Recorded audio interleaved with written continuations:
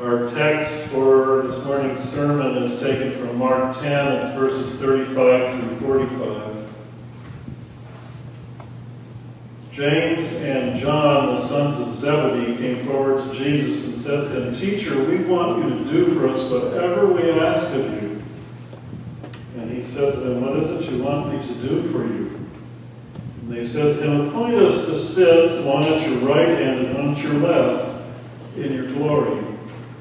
But Jesus said to them, "You do not know what you are asking. Are you able to drink the cup that I drink, or be baptized with the baptism that I am baptized with?"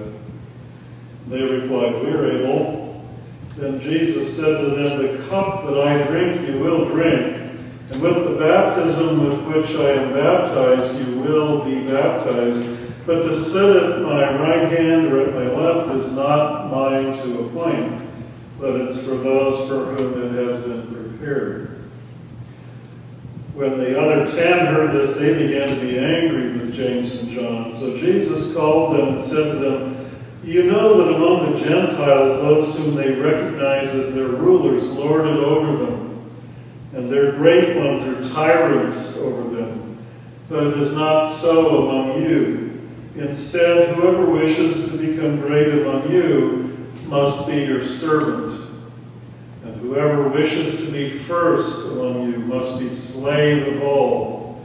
For the Son of Man came not to be served, but to serve, and to give his life as a ransom for many." May God bless this reading of the Word. In 1985, Rhonda and I were called to serve as co-pastors of a church in Rhode Island. And when our family moved into one of the older neighborhoods there in Ransom, Rhode Island, we suddenly lost our phone service.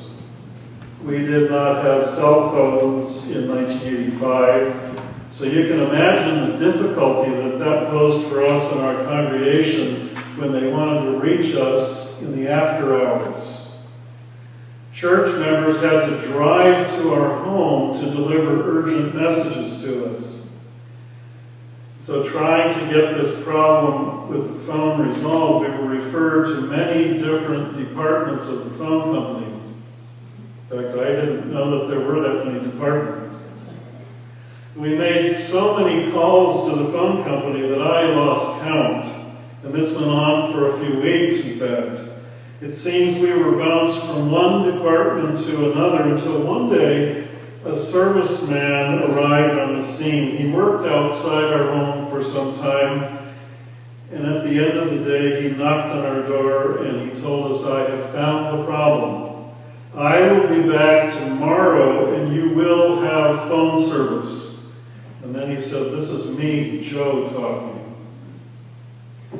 And Joe was true to his word. By the end of the next day, we had phone service at last. What a wonderful service that man had provided, and what a difference it made to us and to our congregation and to our community. Joe ranked relatively low in the phone company hierarchy, but if they had asked us, we would have nominated him for Employee of the Year.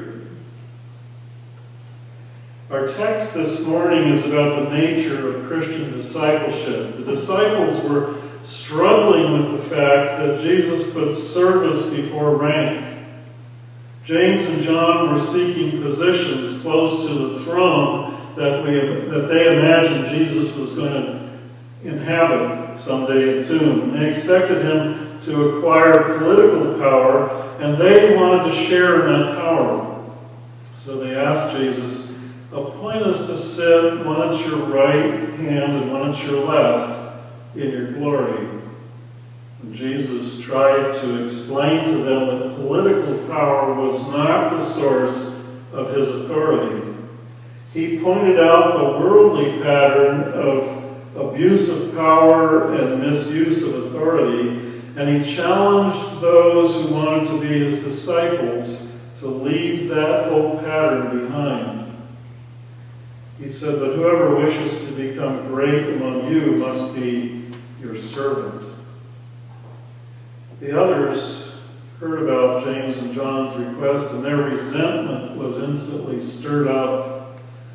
We read, when the 10 heard this, they began to be angry with James and John. So Jesus called them all and said to them, you know that among the Gentiles, those whom they recognize as their rulers lord it over them, and their great ones are tyrants over them.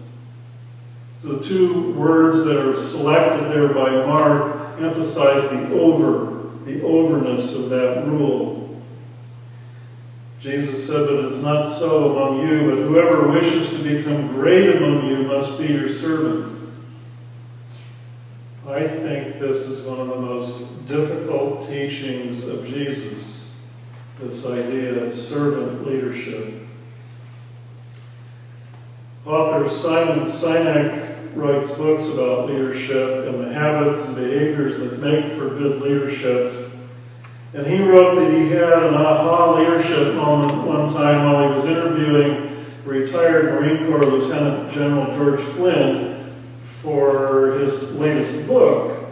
And in that interview, Sinek asked General Flynn if he could summarize what made the Marine Corps leadership style so unique. And Flynn said it was really quite simple, and it could be in fact summarized in just 3 words. Officers eat last. This fundamental intentional concept explains what makes the Marine Corps so extraordinarily tight-knit to the point that they willingly trust their lives to one another. And he said, in every chow hall across the globe, Marines line up for their food each day, and the most junior-ranking Marines eat first. Their leaders eat last. Such procedures are not recorded in the Marine Corps handbook or procedural code, nor are they communicated at roll call. It's just the way that Marine leadership teaches responsibility. It's part of the culture. Many people think leadership is about rank and power and privilege. Marines, however, maintain that true leadership is the willingness to place others' needs above your own. So that's why this author titled his 2014 book, Leaders Eat Last, Why Some Teams Pull Together and Others Don't.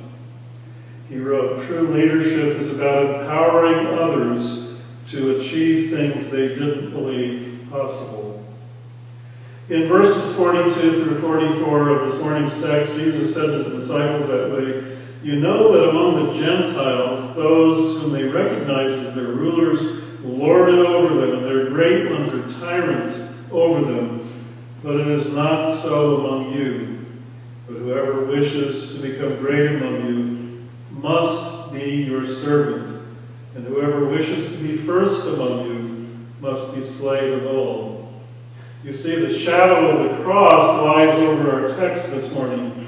Jesus was trying to prepare himself and his disciples for what lay ahead as they went up to Jerusalem. And so in verse 45 he declared, for the Son of Man came not to be served, but to serve, and to give his life as a ransom for many. We read sometimes in the news about criminal cases where someone is seized and the captors demand a ransom in exchange for a safe return. The historian Plutarch told how Julius Caesar was captured by pirates as a young man and was held on an island until someone paid his ransom. More recently, we learned of journalists and tourists being seized by terrorist groups and held for ransom. And lately, in recent years, cyber criminals have introduced malware into a computer or a whole network. And they encrypt the data and they hold it for ransom. Even police stations and hospitals have not been immune to these kinds of attacks. And at least half the time, paying the ransom does not put things right. However, Jesus was speaking of a ransom in a different way with a personal payment involved.